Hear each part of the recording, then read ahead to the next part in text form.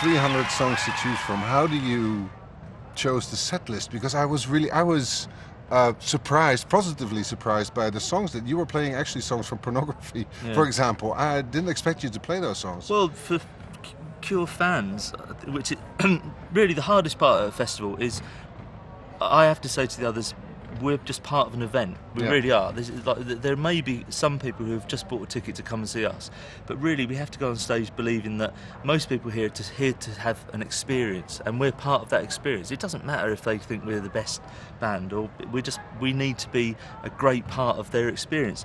In the old days, I had a much more competitive attitude, you know, when I was younger, as most young bands do, and I thought, like, we're going to be the best. Which is okay, of course. Yeah, you have to be like that, otherwise you're not going to get anywhere. But it would be dreadful to be like that now. I mean, I obviously want people to think we're the best band, but if they don't, I don't feel too upset, you know, because maybe there are other bands who they like more, so I'm a bit more mature in that respect.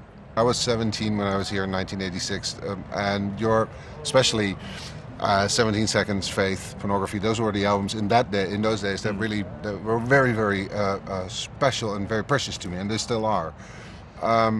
This might be a hard question, but there will be a day when the Cure is not there anymore, when the band is not there anymore. You're still there.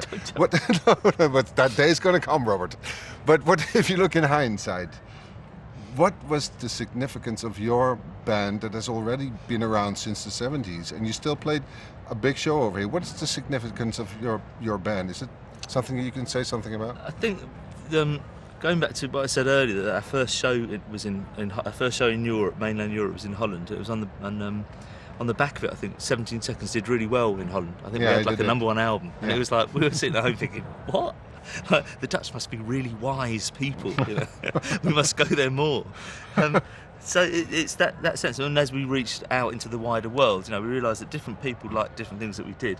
But the common thread through everything is that we've maintained an audience, I think, because there's something at the heart of what we do that's real. You know, it's essentially that. There's nothing that we do that I don't believe in. Yeah. And I mean, in some ways people think it's, we're lucky because we've kind of been successful, but it isn't really lucky, because the passion that we've engendered in an audience, like generation after generation, is to do with the songs that we play and the way that they're played and the way that they're written, the way that they're sung.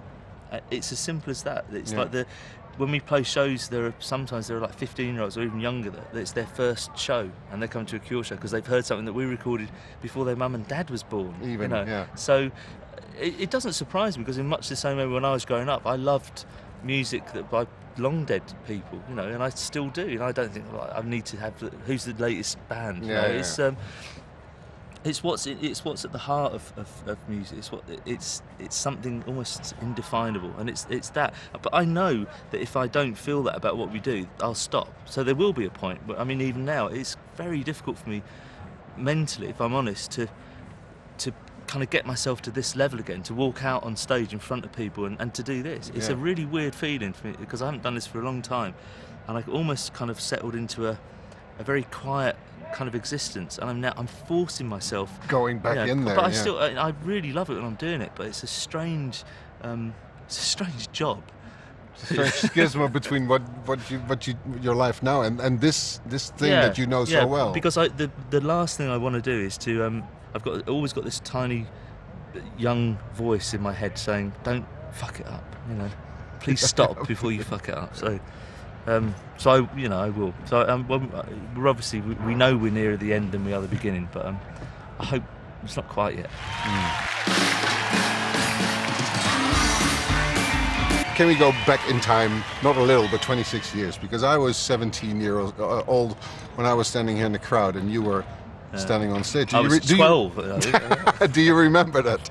Do you remember that gig at the Pinkpop Festival? Strangely enough, the guy who's doing lights for us today, he's called Mac. Yeah. And he started out with us right in the late 70s, and our first ever show in Europe was actually in Holland.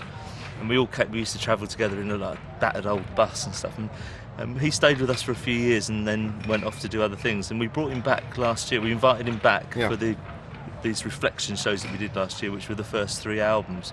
So I wanted someone who was there in the beginning, lighting us, to give us a real genuine look again. And it was just almost like we hadn't seen each other for 20 years, and we just picked up the conversation where we left off. So throughout the day, there are various people who come up and said, "Yeah, I saw you. So you're not the first person to say that."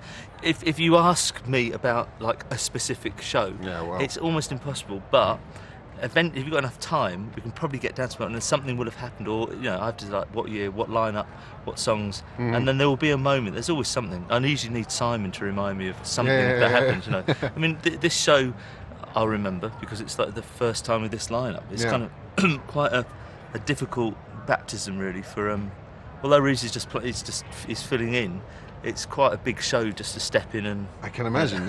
What's the biggest difference? Let's say, well, obviously, it's the age. You're a bit older, but let's say the preparation for a show 20 years ago and the preparation that you do right now. What's the biggest difference?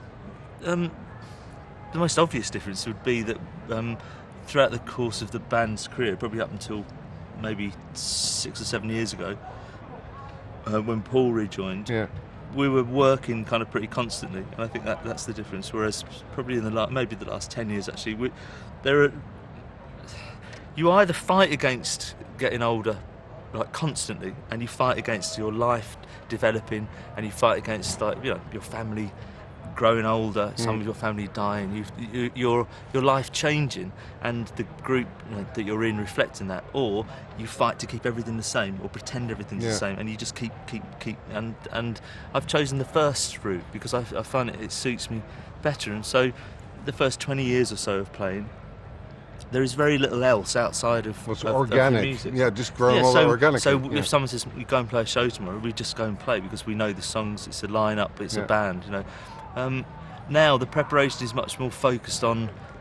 I mean, it's different in a number of ways. One is that we're not although we played quite a few shows last year, we've only played 10 shows in the last 3 years, and this lineup has never played any shows. So it's almost like starting from scratch, but with a catalogue of like 300 plus songs. So then you're thinking like, well, so what should we do? Because we can come here, we can pretty much play. We could play a set based on last year that was all songs from the 1970s and early 1980s, or we could play everything from the 1990s. Until now, It's ridiculous, really.